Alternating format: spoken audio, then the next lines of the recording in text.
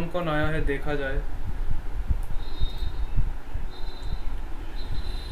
प्रियांशी चौधरी, खुशी कटारिया, खुशी सिंह, मैत्री पटेल, विश्वा बवसर।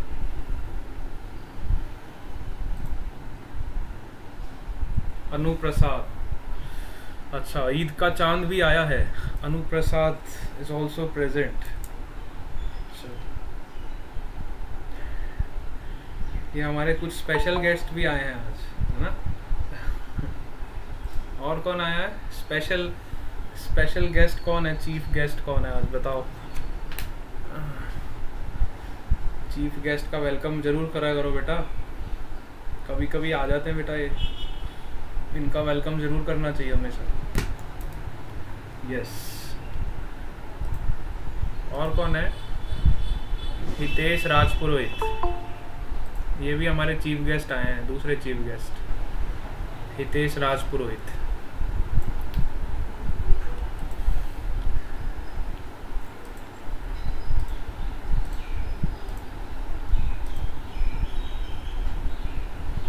चलो तो हम क्लास स्टार्ट करते हैं।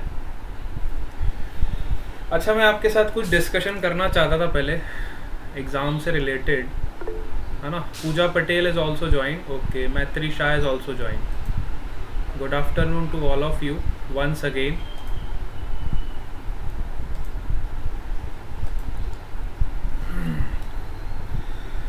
देखो, एग्ज़ाम का जो आपका सिलेबस रखा गया है, चैप्टर नंबर 1 to 5 रखा गया है, ठीक है।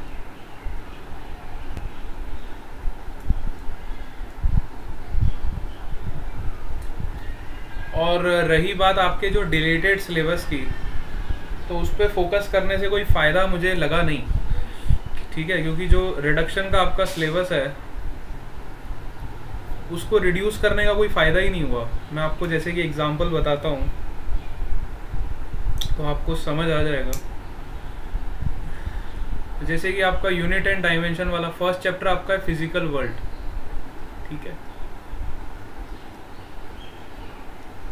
उसमें से कुछ डिलीट करने जैसा है ही नहीं, क्योंकि उस चैप्टर में ले दे के 2 या 3 चीज़ें हैं जो आपको पढ़नी है ना। एक तो फंडामेंटल फोर्सेस पढ़ने, सारे फोर्सेस के टाइप्स पढ़ने, और 1-2 थियोरीज और हैं, बस 2 या 3 टॉपिक्स है आपके एनसीईआरटी में जो फर्स्ट चैप्टर से रिलेटेड है, चैप्टर नंबर 1। तो इसमें कुछ डिलीट करने का सवाल पैदा ही नहीं होता है। अगर आप उस थ्योरी को पढ़ जाओगे तो क्या कोई दिक्कत नहीं है मेरे ख्याल से।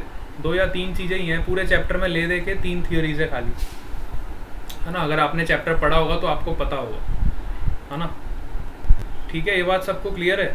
देखो, फिजिक्स के एनसीईआरटी में जो आपका फर्स्ट चैप्टर है, आज आपके साथ थोड़ा सिलेबस की चर्चा कर लेते हैं, क्योंकि बहुत ज़रूरी है आप लोगों का ये चीज़ जानना।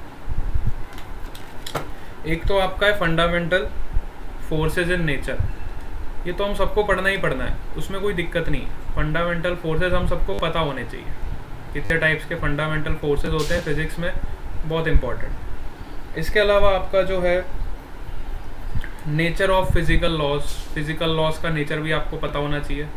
फिजिकल लॉज जो हम अप्लाई करते हैं, न्यूटन्स के लॉज हो गए, है ना, फर्स्ट सेकंड थर्ड लॉ हो गए, एनर्जी कंजर्वेशन हो गया, मोमेंटम कंजर्वेशन हो गया, ये सब आपके फिजिकल लॉज में आ जाते हैं। अब इसमें से क्या डिलीट करोगे बताओ, इसमें कुछ डिलीट करने जैसा आपको लगता है मेरे को बताओ।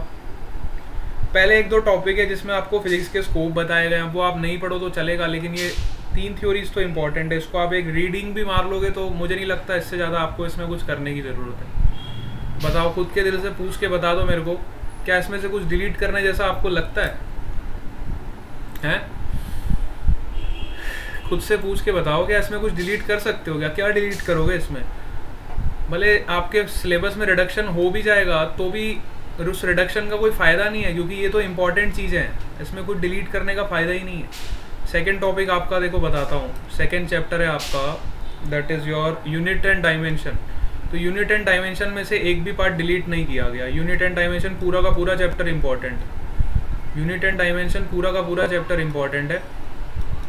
और मैं अभी सोच रहा था कि यूनिट एंड डायमेंशन का एक रिवीजन क्लास आपका ले लूँगा, जैसे आज और कल में हम ये न्यूटन्स लॉ ऑफ मोशन को अब पैकअप कर लेते हैं, बहुत ज़्यादा हमने इसको डिटेल में कवर किया है। तो 1-2 दिन में न्यूटन्स लॉ ऑफ मोशन को पूरा पैकअप करके फिर हम एक रिवीजन क्लास चालू करेंगे जिसमें आपका स्टार्टिंग से पूरा रिवीजन हो जाएगा, है ना, सारे चैप्टर्स का। ठीक है, सारे चैप्टर्स का आपका रिवीजन हो जाएगा और 10 दिन में आपका पूरा रिवीजन हो जाएगा। इसके बाद आपको एग्ज़ाम में बहुत फ़ायदा रहेगा इस रिवीजन का। ठीक है, तो ये पांचों चैप्टर आपके एक बार रिवाइज हो जाएंगे। न्यूटन्स लॉ ऑफ मोशन वैसे ही हम बहुत लंबा खींच चुके हैं और आई विल ट्राई कि 1-2 दिन में पूरा आपका इसको पैकअप कर दे अपन, ताकि हम बाकी चैप्टर्स को भी एक बार रिवाइज कर लें, है ना, क्योंकि हमें एग्ज़ाम में जो आपका सेमेस्टर का एग्ज़ाम है इसमें आपके पाँचों के पाँचों चैप्टर आने वाले हैं, तो आपको सभी चैप्टर्स पे फोकस करना चाहिए। ठीक है, अच्छा मैं बात करूँ यूनिट 10 मेजरमेंट, है ना, तो यूनिट 10 मेजरमेंट में से कुछ भी डिलीट नहीं किया है, ये आपको पूरा का पूरा ही हम पढ़ाएंगे, एज इट इज़ आपको पढ़ना है। ये रिवीजन क्लास में मैं पूरा का पूरा चैप्टर आपको कवर करा दूंगा। ठीक है, नोट्स आपको मैंने ऑलरेडी प्रोवाइड करा दिए, एक रिवीजन क्लास हम इसका ले लेंगे जिसमें आपको पता चल जाएगा कि किस तरह के क्वेश्चंस इस पे से आ सकते हैं। ठीक है, इसके बाद आता है आपका चैप्टर नंबर 3। चैप्टर नंबर 3 में देखो उन्होंने क्या डिलीट किया है। चैप्टर नंबर 3 में उन्होंने डिलीट करते हैं फ्रेम ऑफ रेफरेंस। बताओ क्या फ्रेम ऑफ रेफरेंस को डिलीट करने का कोई फ़ायदा है? फ्रेम ऑफ रेफरेंस को डिलीट करने का क्या फ़ायदा है बताओ? फ्रेम ऑफ रेफरेंस तो इतना इंपॉर्टेंट पार्ट है जिसके बेस पे आपके फिजिक्स के काफ़ी टॉपिक्स बेस्ड है, इसको डिलीट करने का कोई सेंस बनता ही नहीं है ना। उसके बाद वो डिलीट करते हैं फर्स्ट लॉ, न्यूटन्स का फर्स्ट लॉ डिलीट कर दिया। बताओ, सेकेंड लॉ डिलीट कर दिया, थर्ड लॉ डिलीट कर दिया। भैया जब सब कुछ ही डिलीट करना है तो फिर पढ़ा क्यों रहे हो हम चैप्टर को? ठीक है, तो अल्टीमेटली देखो डिलीट करने का फ़ायदा ही नहीं है, क्योंकि ये सारे लॉज अगर आप यहाँ पे नहीं पढ़ोगे तो आपको आगे आने वाले चैप्टर में दिक्कत आ जाएगी। फिजिक्स का क्या है ना, एक चैप्टर जो है वो दूसरे चैप्टर से इंटरलिंक्ड है, इंटरकनेक्टेड है। अगर आप एक भी कंसेप्ट छोड़ देते हो प्रीवियस चैप्टर का तो आने वाले चैप्टर्स में आपको वापस वो कंसेप्ट घूम के कहीं ना कहीं किसी ना किसी फॉर्म में आएगा ही आएगा, तो वहाँ पे आपको दिक्कत आ जाएगी। अब उन्होंने डिलीट किया, बताओ इम्पल्स वाला टॉपिक डिलीट किया, है ना। फ्रेम ऑफ रेफरेंस के बाद आता है, फ्रेम ऑफ रेफरेंस हो गया ना, ये तो मैं न्यूटन्स लॉ पे चला गया। हाँ, न्यूटन्स लॉ में आपका फर्स्ट सेकंड थर्ड लॉ बताओ जैसे डिलीट कर दिया तो उसका कुछ फ़ायदा नहीं बनता है। Motion in a straight line की अगर मैं बात करूँ तो इसमें आपका उन्होंने पोजीशन टाइम ग्राफ को डिलीट कर दिया था। बताओ, तो पोजीशन टाइम ग्राफ और डिस्प्लेसमेंट टाइम ग्राफ अगर आप डिलीट कर दोगे, और उन्होंने सबसे खास बात क्या करी, एक्सेलरेशन टाइम ग्राफ को डिलीट नहीं किया। अब जब तक आपको पोजीशन और डिस्प्लेसमेंट ग्राफ नहीं आएगा, वेलोसिटी टाइम ग्राफ आपको ड्रॉ करना नहीं आएगा, तो आप एक्सेलरेशन कैसे निकालोगे भैया? हम सबको पता है डिस्प्लेसमेंट से ही आपका वेलोसिटी आता है, वेलोसिटी से ही आपका एक्सेलरेशन आता है। अब तुम ये दो चीज़ों को डिलीट कर दोगे और पूछोगे एक्सेलरेशन टाइम ग्राफ बताओ, तो बच्चा कैसे बताएगा? तो इसका कोई सेंस नहीं बनता है। जो डिलीटेड पोर्शन है आप इस पे दिमाग लगाना बंद कर दो। आप ये मान के चलो हमें सारा सिलेबस अच्छे से पढ़ना है, और क्योंकि आने वाले चैप्टर्स में जितनी भी चीज़ें कहीं ना कहीं वो इंटरलिंक करेगी।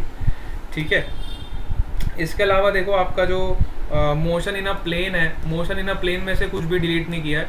आपको चैप्टर नंबर 4 पूरा का पूरा एज इट इज़ पढ़ना है। आपका वेक्टर्स हो गया, स्केलर्स हो गया, है ना, इसमें ये सब आता है। फिर आपका प्रोजेक्टाइल मोशन हो गया, इसमें प्रोजेक्टाइल मोशन आपको पता होना चाहिए, है ना, वेक्टर्स के बारे में और प्रोजेक्टाइल मोशंस के बारे में आपको पता होना चाहिए। इसके अलावा रिलेटिव वेलोसिटी का भी कंसेप्ट है इसमें, रिलेटिव वेलोसिटी और यूनिफॉर्म सर्कुलर मोशन। ठीक है, रिलेटिव वेलोसिटी और यूनिफॉर्म सर्कुलर मोशन। तो चैप्टर 4 के टॉपिक्स भी सारे इंपॉर्टेंट है, इसमें से कुछ डिलीट अपने को करना नहीं है। ये सारे बेसिक चैप्टर्स है, आपको सबके थ्रू गो थ्रू करना ही पड़ेगा, इसलिए हम रिवीजन क्लास रखेंगे। रिवीजन में सारे चैप्टर्स एक बार रिवाइज कर लेंगे अच्छे मोड पे। अब इसके बाद अगर चैप्टर 5 की बात करूं तो आपका न्यूटन्स लॉ ऑफ मोशन है जो हम ऑलरेडी पढ़ रहे हैं। इसके अंदर देखो उन्होंने first law second law delete कर दिया। बताओ रिडक्शन में, बताओ first law second law third law. अच्छा थर्ड लॉ डिलीट किया, चलो ठीक है कोई बात नहीं, लेकिन थर्ड लॉ के बाद उन्होंने गजब बात क्या करी, फ्रिक्शन को डिलीट नहीं किया। फ्रिक्शन आपका एज इट इज रखा है पूरा का पूरा। अब बताओ न्यूटन्स का थर्ड लॉ से ही तो आपको फ्रिक्शन समझ आएगा, to an every action there is an equal and opposite reaction. वहीं से तो आप फ्रिक्शन के फंडामेंटल शुरू होते हैं। फ्रिक्शन का फोर्स तभी पैदा होता है ना, एक्शन रिएक्शन पैर लगती है ना, दो बॉडीज के बीच में फ्रिक्शन लगता है, तो एक बॉडी पे अगर फ्रिक्शन यहाँ लग रहा है तो उसका रिएक्शन पैर तो ग्राउंड पे लगेगा ही लगेगा। तो आप यहाँ पे न्यूटन्स का थर्ड लॉ तो आ ही गया ना। देखो आपने न्यूटन्स का थर्ड लॉ डिलीट करके क्या फ़ायदा किया बताओ? बच्चों के साथ आपने मजाक कर दिया, बच्चों के साथ मजाक हो गया बेटा। ये थर्ड लॉ तुम डिलीट कर रहे हो और फ्रिक्शन बच्चों को बोल रहे हो पढ़ो, तो बच्चा जब फ्रिक्शन पढ़ेगा तो वहाँ पे न्यूटन्स का थर्ड लॉ ही तो लगाएगा, सेकेंड लॉ थोड़ी लगाएगा। ठीक है, तो कहने का मतलब है डिलीटेड सिलेबस की तरफ आपको ज़्यादा दिमाग नहीं लगाना है, आपको अपना कोर्स अच्छे से पढ़ते जाना है और जितना पढ़ाया जा रहा है उसको अच्छे से रिवाइज करते जाना है। ठीक है, मेरी बात समझ आ रही है? हाँ, स्पीड एंड वेलोसिटी भी डिलीट कर दिया, तो स्पीड एंड वेलोसिटी डिलीट कर दिया पर एक्सेलरेशन डिलीट नहीं किया। बताओ, अब जब तक बच्चे को स्पीड और वेलोसिटी नहीं आएगा तो वो एक्सेलरेशन कैसे निकालेगा, है ना? वेलोसिटी के कंसेप्ट के बाद ही तो एक्सेलरेशन पढ़ाया जाता है, तो इसका कोई सेंस नहीं बन रहा है। मैंने एक बार ध्यान से देखा सिलेबस को, तो मुझे कोई सेंस नहीं लगा। डिलीटेड पोर्शन का मतलब ये बच्चों को उल्लू बना रहे हैं। और अगर आप कोई एंट्रेंस की तैयारी कर रहे हो, नीट वगैरह की तैयारी कर रहे हो, तो वहाँ पे तो सारा का सारा सिलेबस आना ही आना है ना?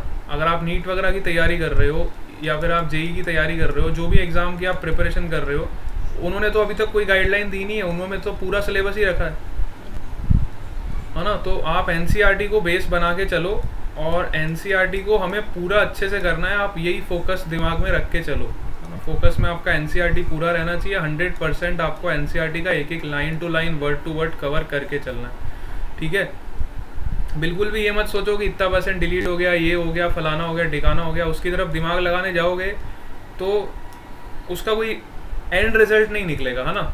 आप भले ही 1-2 टॉपिक्स कम पढ़ लोगे, लेकिन उसका कोई बेनिफिट नहीं रहेगा, है ना? क्योंकि वो कहीं ना कहीं आगे चैप्टर्स में इंटरलिंक करेंगे, है ना? कहीं ना कहीं वो चैप्टर्स में आपके इंटरलिंक ज़रूर करेंगे। तो इसलिए मैंने सोचा आपके साथ एक बार डिस्कस कर ही लेते हैं कि डिलीट करने का फिज़िक्स में कोई भी बेनिफिट आपको मिलेगा नहीं। कोई भी पोर्शन का आप कोई भी टॉपिक अगर डिलीट करते हो तो उसका बेनिफिट इतना नहीं मिलेगा जितना मिलना चाहिए था। ठीक है, इसके अलावा अगर मैं वर्क पावर एनर्जी की बात करूं तो वर्क पावर एनर्जी तो उन्होंने पूरा का पूरा रखा है एज इट इज़, उसमें कोई भी पोर्शन डिलीट नहीं किया।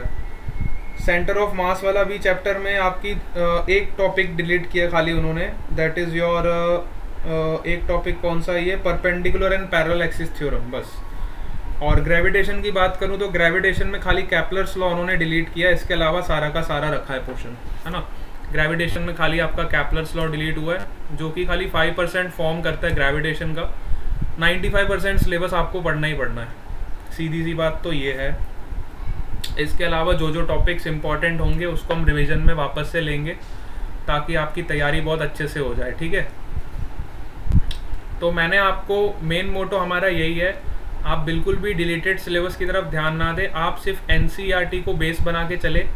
एनसीईआरटी को आपको पॉइंट टू पॉइंट अच्छे से पढ़ना है, उसका एक एक कंसेप्ट आपको क्लियर होना चाहिए, उसके जितने भी सॉल्व्ड एग्जाम्पल है और एक्सरसाइज के प्रॉब्लम्स है वो सारे के सारे आपसे सॉल्व करने चाहिए। ठीक है, इतना अगर आप काम करते चलते हो हर चैप्टर के साथ, चैप्टर वाइज सीक्वेंस में अगर आप चलते जा रहे हो तो आप एकदम सही ट्रैक पे जा रहे हो, आपका एग्ज़ाम ज़रूर क्रैक होगा।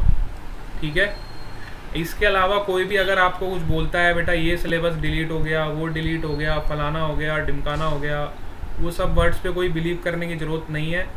क्यों नहीं है? क्योंकि फिज़िक्स का एक टॉपिक दूसरे टॉपिक के साथ हमेशा इंटरलिंक हो ही जाता है। ठीक है, चलो इतनी बात अगर आप समझते हो तो हम अपने टॉपिक पे चलते हैं जो हम पढ़ रहे थे।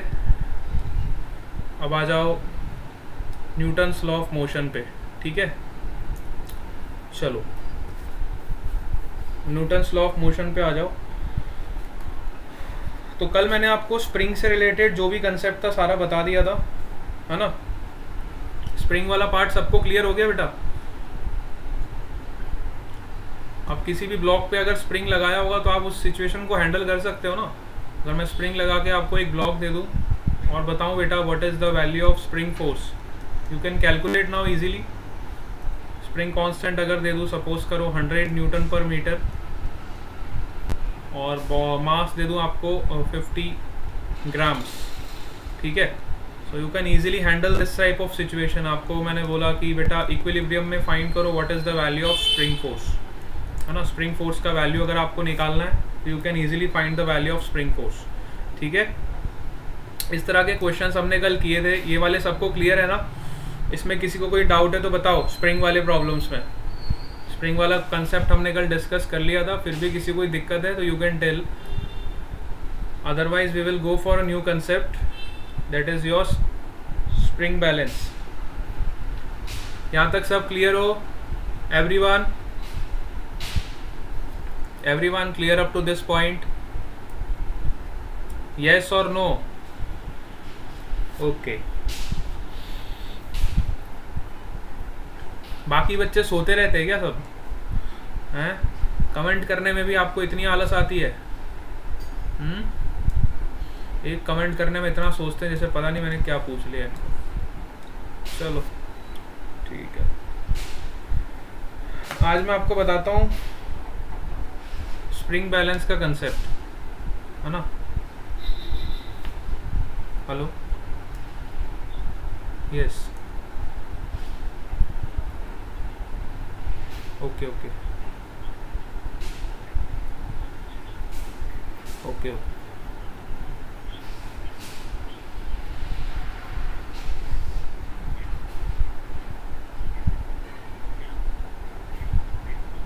ओके ओके ओके, ठीक है, आप सेंड कर दीजिए, मैं देख लेता हूँ।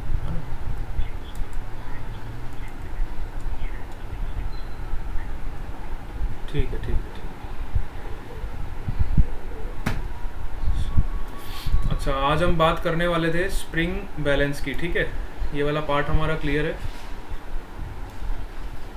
आ जाओ स्प्रिंग बैलेंस। स्प्रिंग बैलेंस का क्या फंक्शन होता है, पहले तो ये समझो। स्प्रिंग बैलेंस ऐसा एक डिवाइस होता है, जैसे सपोज करो इस तरह का डिवाइस होता है।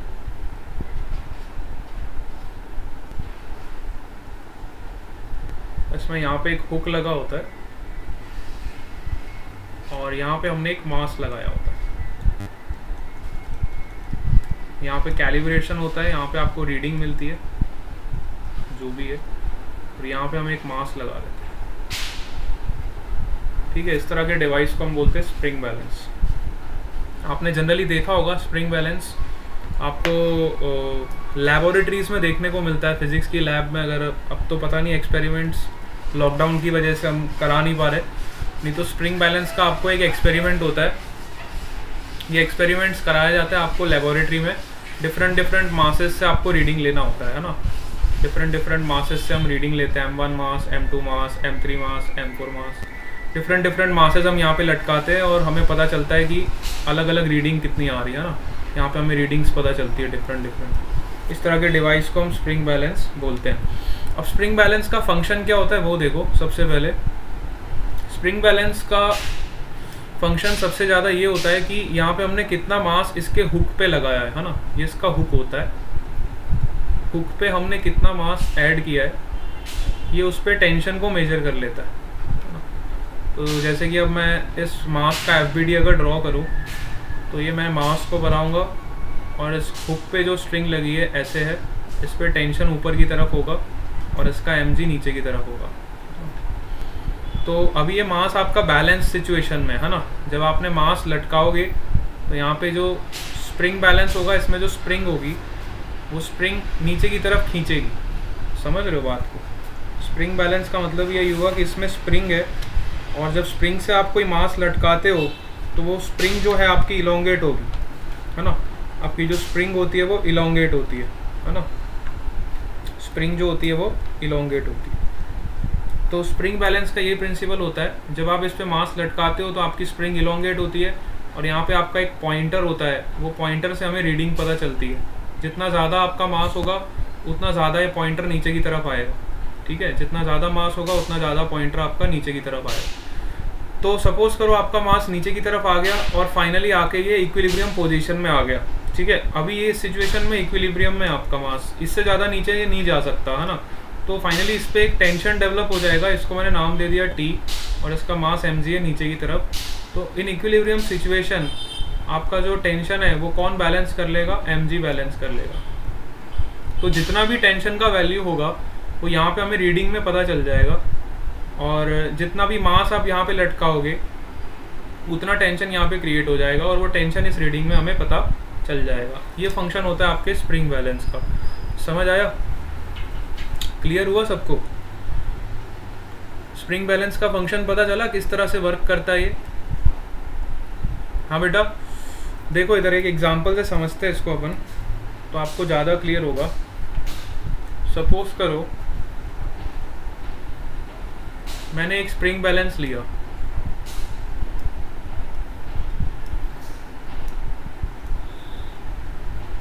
ठीक है, ये मेरा एक स्प्रिंग बैलेंस है।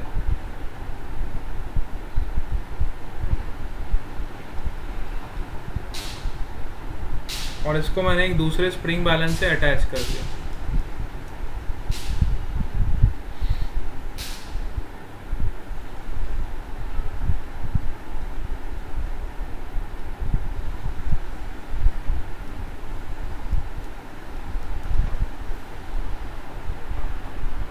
और इसको मैंने किसी मास से अटैच कर दिया 20 kg।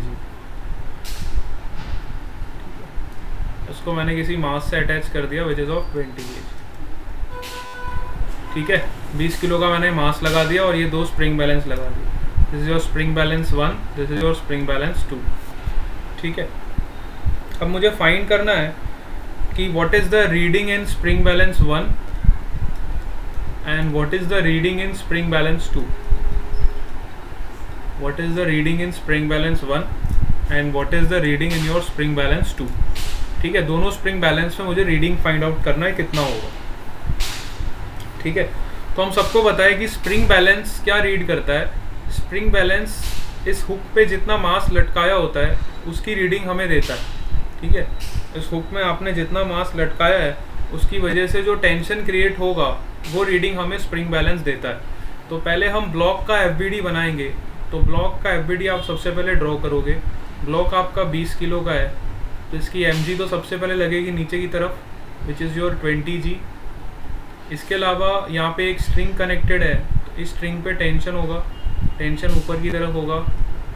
अभी इस सिचुएशन में आपका ब्लॉक इक्विलिब्रियम में है, इससे ज़्यादा नीचे ब्लॉक आपका नहीं जा सकता है। तो जब आपका इक्विलिब्रियम अचीव हो जाएगा उस कंडीशन में मैं लिख सकता हूँ आपका टेंशन का वैल्यू होगा 20g के बराबर। अच्छा, जितना टेंशन यहाँ पे लगेगा उतने ही टेंशन से ये वाला जो आपका स्प्रिंग बैलेंस है, अब ये वाला जो स्प्रिंग बैलेंस है ये इसको पुल करेगा पहले वाले स्प्रिंग बैलेंस को, है ना। और क्योंकि आपके स्प्रिंग बैलेंस बहुत ही लाइट होते हैं, इनका कोई ज़्यादा वजन नहीं होता है, बहुत लाइट वेट होते हैं और ये भी बहुत लाइट वेट होता है ना। इनका ज़्यादा वजन नहीं होता, बहुत लाइट वेट होते हैं। तो अब ये वाला जो स्प्रिंग बैलेंस है सेकेंड वाला, ये फर्स्ट वाले स्प्रिंग बैलेंस को पुल करेगा क्योंकि सेकेंड वाला स्प्रिंग बैलेंस फर्स्ट के हुक पे लगा हुआ है। तो फर्स्ट के हुक पे भी इतना ही टेंशन क्रिएट होगा ना, इसके हुक पे भी इतना ही टेंशन क्रिएट होगा, है ना। तो दोनों का रीडिंग बिल्कुल सेम आएगा, दोनों का रीडिंग आएगा 20g के बराबर। 20g का मतलब होता है 200 न्यूटन। स्प्रिंग बैलेंस 1 भी आपका शो करेगा 200 न्यूटन और स्प्रिंग बैलेंस 2 भी आपका शो करेगा 200 न्यूटन। ठीक है, तो ये स्प्रिंग बैलेंस का कंसेप्ट है। स्प्रिंग बैलेंस हमेशा वो रीडिंग शो करता है जो उसके हुक पे लगी होती है। हुक पे जितना मास आप लटकाओगे उसकी वजह से जो टेंशन पैदा होगा उस टेंशन को हमेशा स्प्रिंग बैलेंस शो करता है। क्या आप बात समझ पा रहे हो? क्या आप इतनी सी बात को समझ पा रहे हो? Yes, everyone getting this point? चलो एक बढ़िया सा सवाल करते हैं स्प्रिंग बैलेंस का। सपोज करो मैंने स्प्रिंग बैलेंस को लिफ्ट के अंदर रख दिया। ठीक है, मैंने क्या किया, इस स्प्रिंग बैलेंस को लिफ्ट के अंदर रख दिया। अब कहानी सारी लिफ्ट पे आ जाती है क्योंकि लिफ्ट हमारी बहुत बढ़िया सी चीज़ होती है जिस पे मैं किसी भी ऑब्जेक्ट को रख सकता हूँ।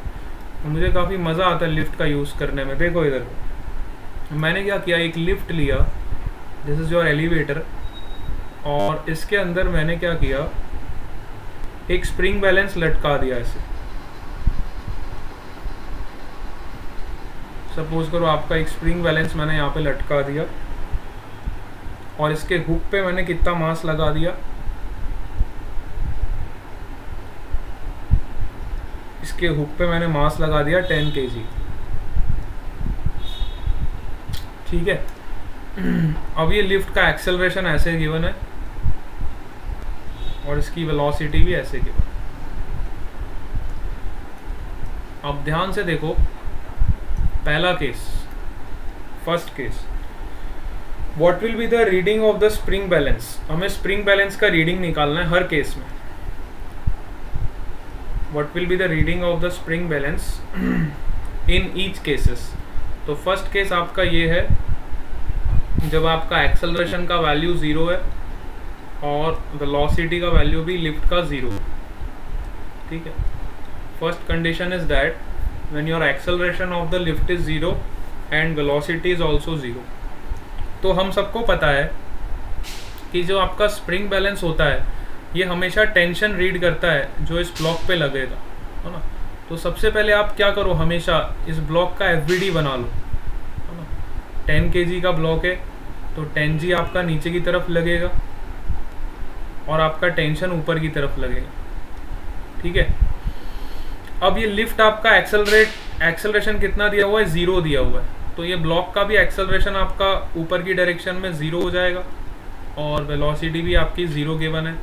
अब आपको क्या करना है, इस पे न्यूटन्स का सेकेंड लॉ अप्लाई कर देना है। न्यूटन्स का सेकेंड लॉ आप इस पे अप्लाई कर सकते हो सिस्टम पे, that is net force is equal to mass into acceleration. Net force is equal to mass into acceleration. तो नेट फोर्स इस पे कितना लग रहा है, देखो टेंशन ऊपर की तरफ है और 10G नीचे की तरफ है, which is equal to mass इसका 10 kg है, लेकिन इसका एक्सेलरेशन कितना है, 0 है, क्योंकि हमें कंडीशन दी हुई है एक्सेलरेशन इज 0। सो यहाँ पे आप 0 पुट कर दोगे तो यहाँ से आपको टेंशन का वैल्यू मिल जाएगा विच इज 10G के बराबर, और यू कैन से 100 न्यूटन।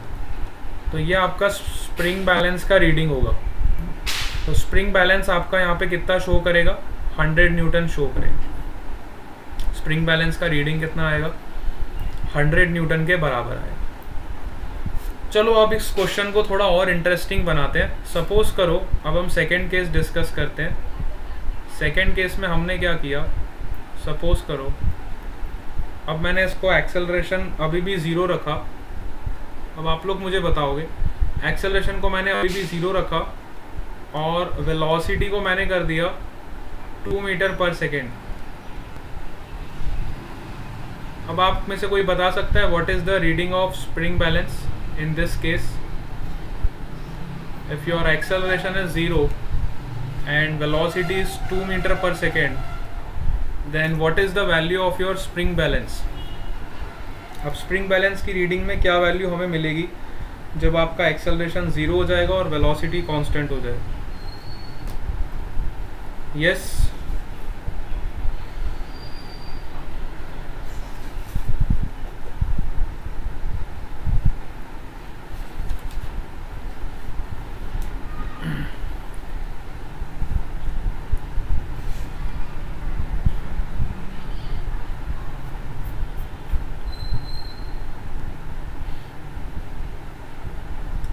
आप में से कोई ट्राई करो बेटा, इसको सिंपल है।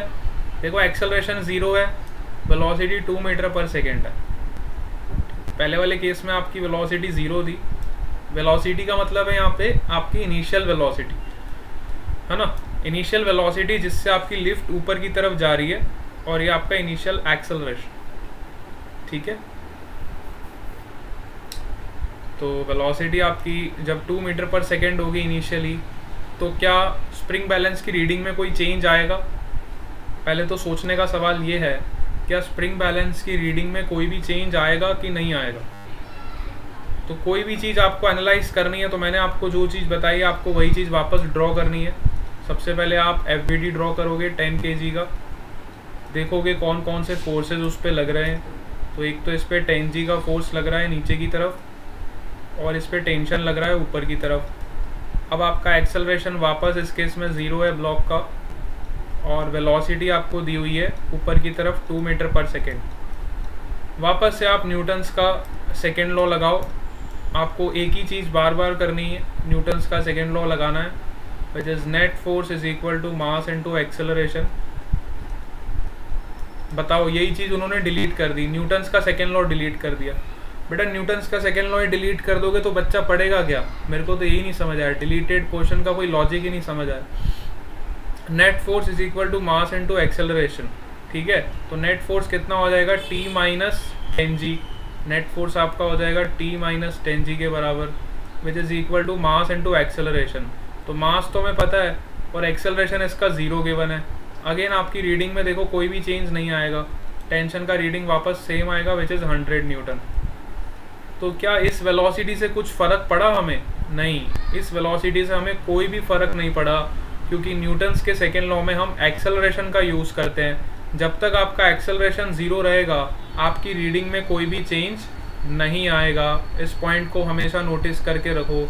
जब तक आपका एक्सेलरेशन में कोई भी चेंज नहीं होगा, आपकी स्प्रिंग बैलेंस की रीडिंग में कोई भी चेंज नहीं आएगा। क्या आपको इतनी बात समझ आई? सबको ये बात क्लियर हुई? बेटा सबको ये बात समझ आई? नहीं समझ आई? अच्छा आ गई, ठीक है। चलो, अगर इतनी बात हम समझते तो आ जाओ एक और तीसरा केस आपको बताता हूँ, थर्ड केस। अब इन थर्ड सिचुएशन मैं क्या कर रहा हूँ, बड़े ध्यान से देखना। थर्ड सिचुएशन में मैं क्या कर रहा हूँ, अब मैंने एक्सेलरेशन को ज़ीरो कर दिया और वेलोसिटी को कर दिया -2 मीटर पर सेकेंड। अब आप ओरली बताओ मेरे को, क्या रीडिंग में कोई भी चेंज आएगा? क्या स्प्रिंग बैलेंस की रीडिंग में कोई चेंज आएगा? बताओ। If acceleration is zero and velocity is -2 metre per second, तो अब इस सिचुएशन में बताओ, क्या स्प्रिंग बैलेंस की रीडिंग में कोई भी चेंज आएगा? येस और नो?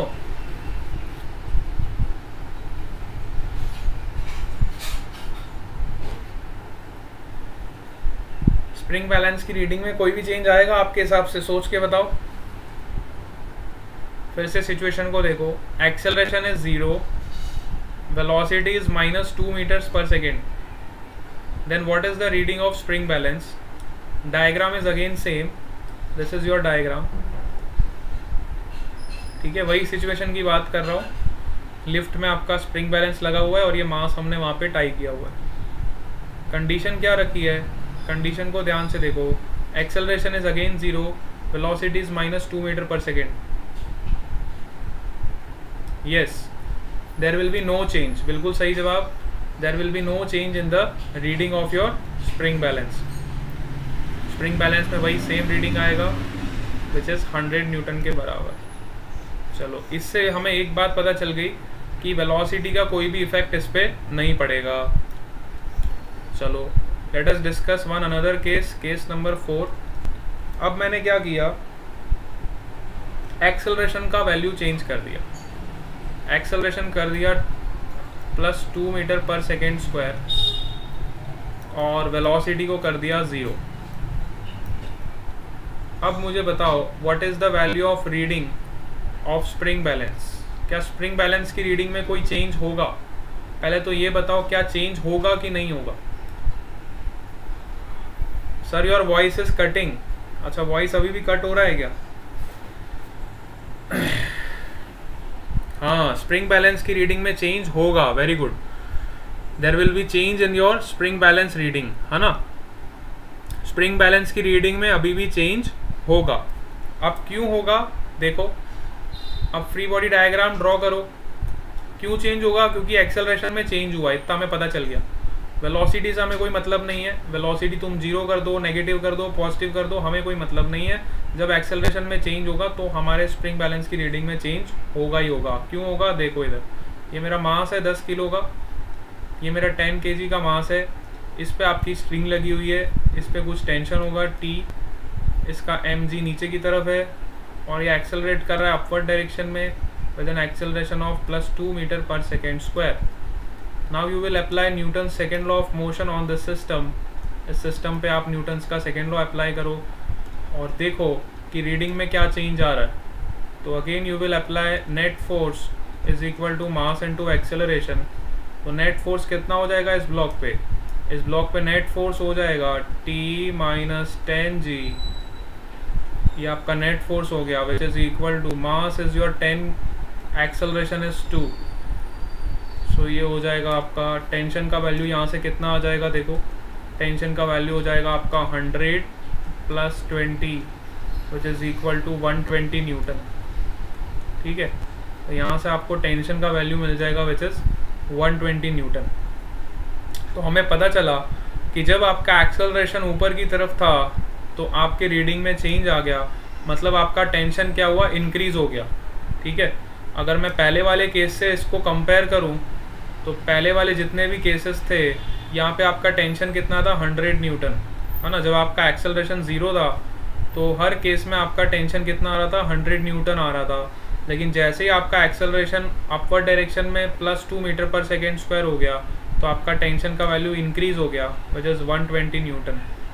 ठीक है, चलो अब आप मेरे को बताओगे, एक केस मैं आपको देता हूँ। Suppose your acceleration is -2 metre per second square and velocity is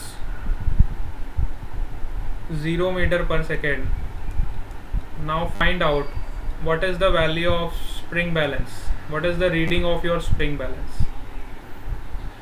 अब ये वाला पार्ट आप सॉल्व करके बताओ ज़रा मेरे को कि अब मैंने एक्सेलरेशन आपका देखो नेगेटिव कर दिया और वेलोसिटी को 0 कर दिया, अब स्प्रिंग बैलेंस की रीडिंग में क्या चेंज आएगा। All of you will try this part, सबको ये वाला पार्ट ट्राई करना है।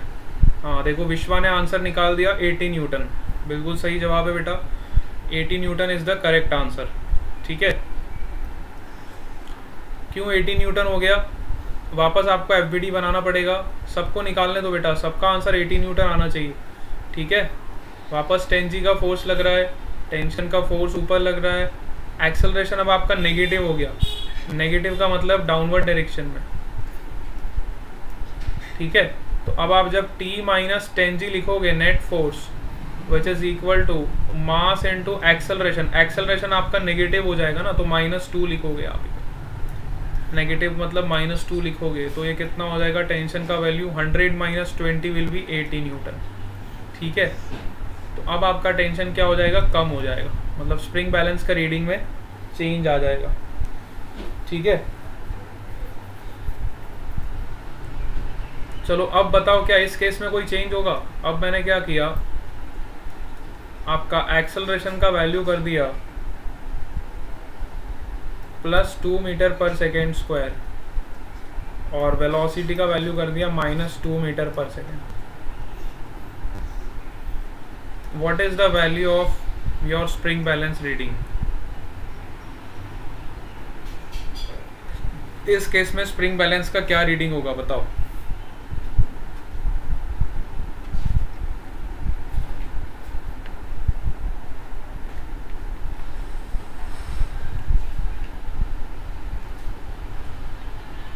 इस केस में आपका स्प्रिंग बैलेंस का रीडिंग कितना आएगा।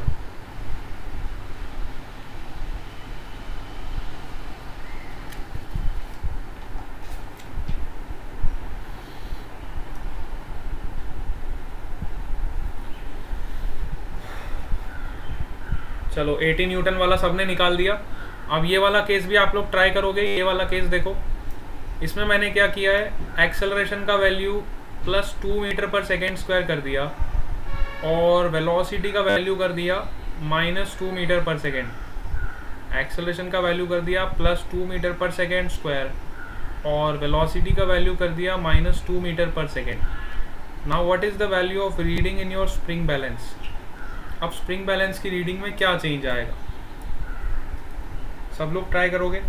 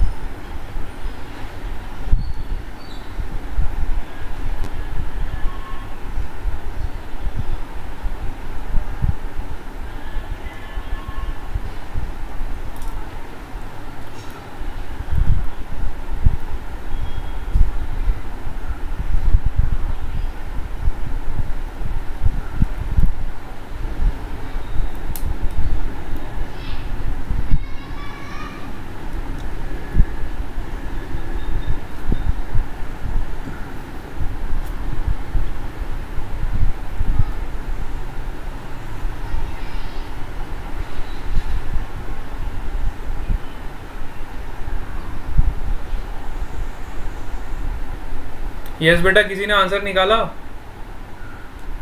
अभी देखो एक्सेलरेशन आपका +2 मीटर पर सेकेंड स्क्वायर है और वेलोसिटी जो है -2 मीटर पर सेकेंड है। इस केस में आपका स्प्रिंग बैलेंस का रीडिंग कितना होगा?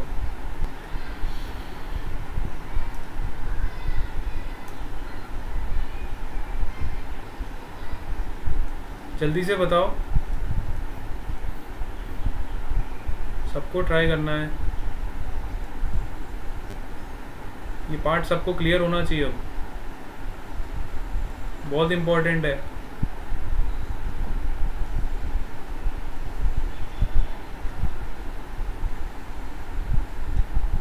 $120 न्यूटन, बिल्कुल सही जवाब, बिल्कुल सही जवाब, बिल्कुल सही जवाब।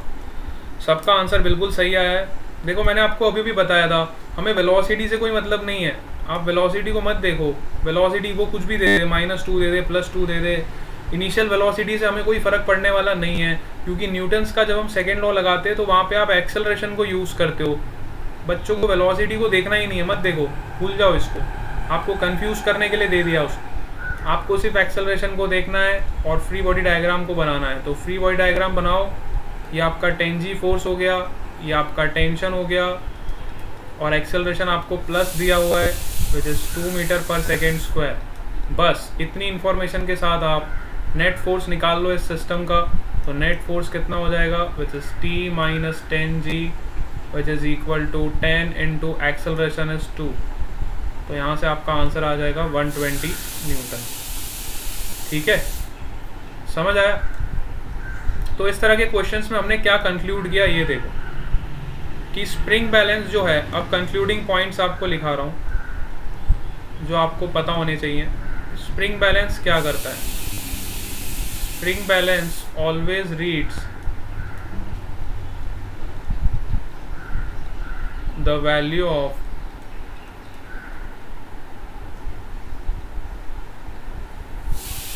tension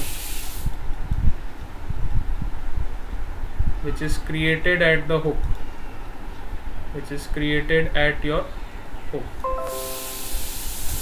उसके हुक पे जितना टेंशन क्रिएट होता है वो उसको रीड करता है। ठीक है, स्प्रिंग बैलेंस आपका वो डिवाइस है जो हुक पे जो भी टेंशन आपका क्रिएट होगा वो उसको रीड करेगा।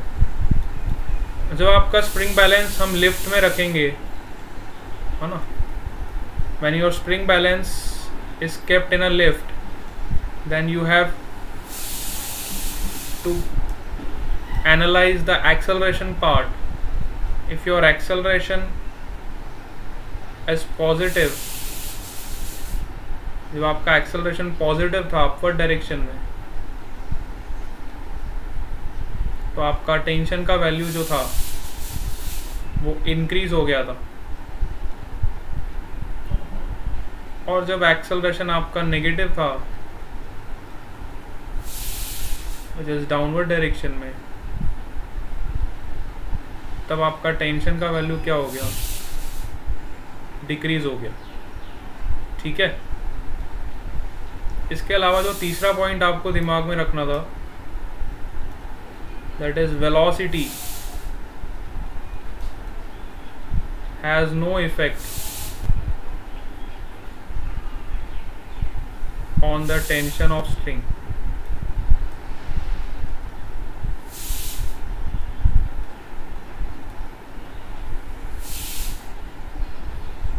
velocity has no effect on the tension of your spring balance। ठीक है, वेलोसिटी का कोई भी इफेक्ट नहीं है आपका स्प्रिंग बैलेंस की टेंशन। ये सारे पॉइंट सबको क्लियर हो गए अच्छे से? तो यहाँ पे आपका स्प्रिंग बैलेंस का जो भी कंसेप्ट था वो पूरा होता है। इससे ज़्यादा स्प्रिंग बैलेंस में आपसे कोई भी क्वेश्चन नहीं पूछ सकता हो। ठीक है, स्प्रिंग बैलेंस में इससे ज़्यादा क्वेश्चंस आपसे वो नहीं पूछ सकता। इतना पार्ट आपको क्लियर होना चाहिए। अच्छा, कई बार ये वाले क्वेश्चंस बहुत फेमस होते हैं टेंशन से रिलेटेड। मुझे टेंशन से याद आया, क्योंकि हम टेंशन बहुत ज़्यादा ही निकाल रहे हैं। कई बार आपने इस तरह के प्रॉब्लम सॉल्व किए होंगे, अगर आप फिज़िक्स अच्छे से पढ़ते हो तो। ऐसे बंदरों वाले प्रॉब्लम आते हैं। बंदर तो हम सभी हैं, बंदरों के प्रॉब्लम्स भी आते हैं। देखो, यहाँ पे एक बंदर लटका हुआ है, यहाँ पे एक बंदर लटका हुआ है, यहाँ पे एक बंदर लटका हुआ है। ठीक है, this is monkey A, this is monkey B and this is monkey C. ठीक है, टेंशन से मुझे याद आया, इस तरह के एग्जांपल्स भी आप लोग सॉल्व कर लिया करो, काफ़ी इंटरेस्टिंग होते हैं, मज़ा आता है इनको सॉल्व करना। देखो इधर सपोज करो आपके पास 3 बंदर है, 3 बंदर लटके हुए हैं एक रस्सी पे, है ना। एक का नाम है बंदर ए, दूसरे का नाम है बंदर बी, तीसरे का नाम है बंदर सी। ठीक है, बंदर ए, बंदर बी और बंदर सी। अब पहला जो मंकी है, देखो जो मंकी नंबर ए है, इसका मास है 10 kg। मंकी बी का मास है 15 kg और मंकी सी का मास है 8 kg। मतलब सबसे मोटा वाला मंकी ये है आपका, उससे कम मोटा ये है और सबसे पतला वाला ये है। ठीक है, तो 3 बंदर आपके लटके हुए रस्सी पे, और आपको फाइंड करना है इस इंस्टेंट पे ये बंदर क्या कर रहे हैं। बंदर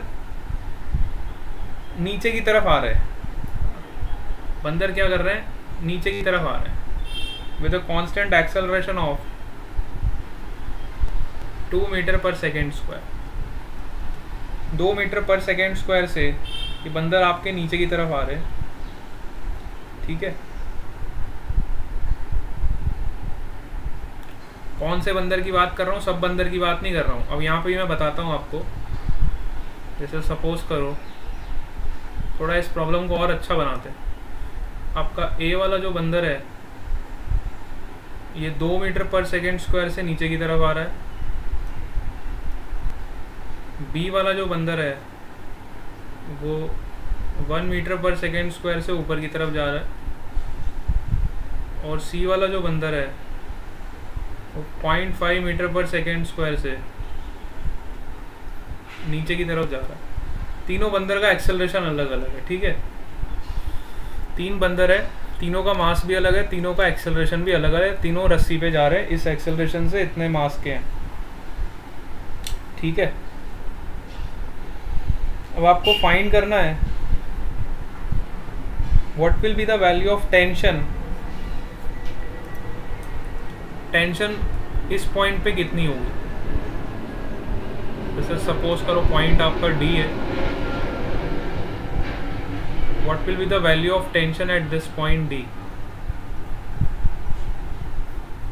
इस तरह के इंटरेस्टिंग प्रॉब्लम्स आते हैं, काफ़ी मज़ा आता है इनको सॉल्व करने में। क्वेश्चन सबको समझ आ गया? सबको क्वेश्चन समझ आ गया? यस? अरे क्वेश्चन तो सबको समझ पड़ा ना? चलो ठीक है, बहुत बढ़िया। अब आ जाओ, इसको सॉल्व करने की ट्राई करते। तो सबसे पहले आप क्या करो, इस तरह के प्रॉब्लम्स को सॉल्व करने के लिए बंदरों वाले आपको एफबीडी बनाना पड़ेगा हर सिस्टम का। एक एक करके आप सिस्टम का एफबीडी बनाते जाओ, उस पर न्यूटन्स का सेकेंड लॉ लगाते जाओ। तो पहले इसका एफबीडी बनाओ, फिर इसका बनाओ, फिर इसका बनाओ, फाइनली आपको इस पे टेंशन पता चल जाएगा। तो चलो स्टार्ट करते। पहले मैं सबसे नीचे वाले बंदर का एफबीडी बनाऊंगा। तो ये वाला जो बंदर है, देखो सी वाला, इसको मैं एक पॉइंट से शो कर देता हूँ। ये आपका बंदर है सी। तो इसकी mg लग रही होगी नीचे की तरफ, विच इज़ योर 8g। इस पे टेंशन लगेगा ऊपर की तरफ, लेट से this tension is your t1।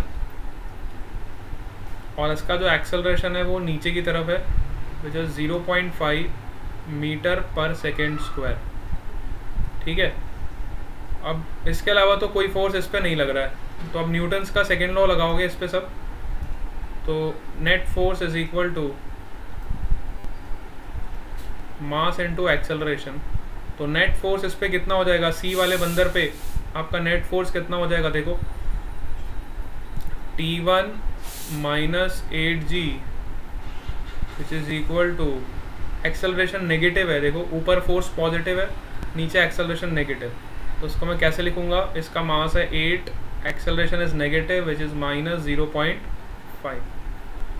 ठीक है, तो आपका T1 का वैल्यू यहाँ से पता चल जाएगा। T1 का वैल्यू कितना आ जाएगा, 8 5 40, तो ये हो जाएगा 80 माइनस 4। 80 माइनस 4 मतलब कितना हो गया, ये हो गया आपका 76 न्यूटन। 80 माइनस 4 कितना हो गया 76 न्यूटन। ठीक है, तो हमें इस वाले पॉइंट पे टेंशन का वैल्यू पता चल गया है ना, हमें पता चल गया कि यहाँ पे टेंशन कितना लगेगा। ठीक है, अब जो टेंशन यहाँ पे इस पे लगेगा, इस बंदर के सिर पे जो टेंशन है वो इस बंदर के पैर पे भी वही टेंशन होगा नीचे की तरफ, है ना। दोनों का पॉइंट ऑफ कांटेक्ट तो इधर ही है ना, स्ट्रिंग पे। ठीक है, तो अगर मैं बी वाले का डायग्राम बनाऊंगा, अब मैं बी वाले बंदर को बना रहा हूँ, तो बी वाले बंदर का एफबीडी कैसा आएगा देखो। उस पे टेंशन ऊपर लग रहा था, इस पे टेंशन T1 नीचे लगेगा और इस पे T2 ऊपर लगेगा, और इसके अलावा इस पे एक फोर्स लगेगा mg फोर्स। और बी वाले बंदर का मास कितना है, बी वाले बंदर का मास है आपका 15 kg, है ना। 15 kg है तो 15 g आपका फोर्स नीचे की तरफ लगेगा, और ये बंदर आपका ऊपर की तरफ जा रहा है ना, ये वाला बंदर आपका जा रहा है ऊपर की तरफ 1 मीटर पर सेकेंड स्क्वायर, है ना। तो इसका एक्सेलरेशन है अपवर्ड डायरेक्शन में 1 मीटर पर सेकेंड स्क्वायर। तो वापस आप इस पे न्यूटन्स का सेकेंड लॉ लगाओगे, net force is equal to mass into acceleration. तो फिर से नेट फोर्स निकालो, देखो नेट फोर्स कितना हो जाएगा वापस T2 माइनस T1, है ना।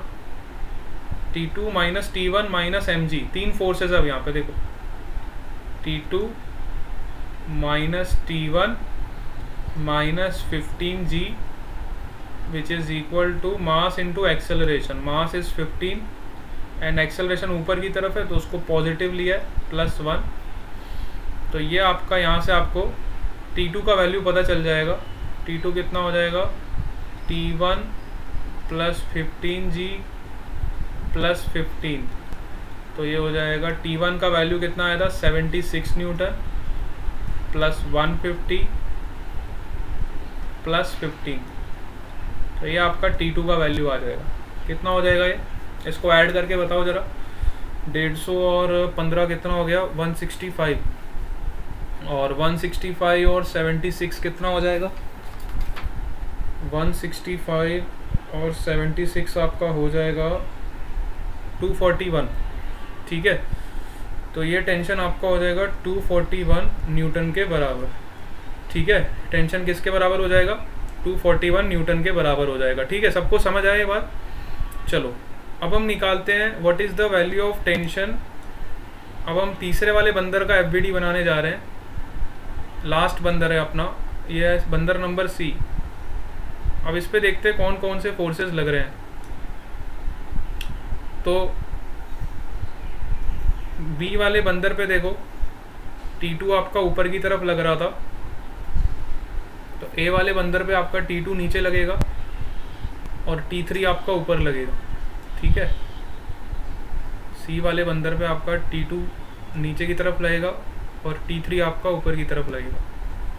ठीक है, ये आपका T2 हो गया, ये आपका T3 हो गया, और इसके अलावा इसका mg भी लगेगा। और इसका मास कितना है, C वाले बंदर का मास कितना है, मास देखो बंदर का कितना है 10 किलो का, है ना। तो 10g का फोर्स आपका नीचे की तरफ लगेगा, 10g का फोर्स आपका नीचे की तरफ लगेगा। और ये बंदर एक्सेलरेट कहाँ कर रहा है, ऊपर कर रहा है कि नीचे कर रहा है। ये बंदर आपका एक्सेलरेट कहाँ पे कर रहा है, नीचे की तरफ कर रहा है 2 मीटर पर सेकेंड स्क्वायर। ये बंदर नीचे की तरफ एक्सेलरेट कर रहा है 2 मीटर पर सेकेंड स्क्वायर। अब वापस से न्यूटन्स का सेकेंड लॉ लगाओगे, देखो नेट फोर्स, एक ही स्टेप आपको याद रखना है, फ्री बॉडी डायग्राम और न्यूटन्स का सेकेंड लॉ। तो नेट फोर्स कितना हो जाएगा T3 minus T2 minus 10g which is equal to 10 into -2। ठीक है, ये आपका नेट फोर्स हो जाएगा। यहाँ से T3 का वैल्यू कितना मिलेगा, देखो T2 प्लस 100 माइनस 20। T2 का वैल्यू हम ऑलरेडी निकाल चुके हैं which is 241। I can substitute this value, T3 is equal to 241 plus 100 minus 20। यहाँ से आपको T3 का वैल्यू मिल जाएगा कितना, 341 में से 20 को माइनस कर दो, ये आपका हो जाएगा 321 न्यूटन। इसका मतलब ये हुआ कि 321 न्यूटन का फोर्स आपका T3 का वैल्यू है। T3 का मतलब सबसे टॉप मोस्ट पॉइंट पे जो टेंशन है आपका, सबसे टॉप मोस्ट पॉइंट पे जो टेंशन है ये आपका T3 है, और यही T3 आपका D पॉइंट पे भी लगेगा नीचे की तरफ, यही T3 आपका D पॉइंट पे भी लगेगा नीचे की तरफ। तो D पॉइंट पे आपका जो टेंशन होगा वो फाइनली कितना हो जाएगा, 321 न्यूटन। तो this will be your answer, 321 Newton will be your answer. This will be the tension at this point D। सबसे टॉप मोस्ट पॉइंट पे जो टेंशन होगा वो 321 न्यूटन के बराबर होगा। क्या सबको ये बात समझ आई?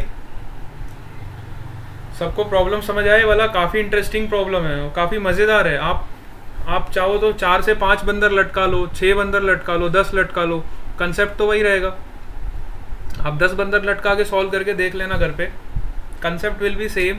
You have to draw the free body diagram and you have to find the net force on the system and then you have to solve it. ठीक है, यहाँ तक सब क्लियर हो? चलो आज हम क्लास को यहीं पे एंड करते हैं, कल हम इसके आगे कंटिन्यू करेंगे, ऐसे ही कुछ इंटरेस्टिंग प्रॉब्लम सॉल्व करेंगे। ठीक है, चलो bye bye to all of you.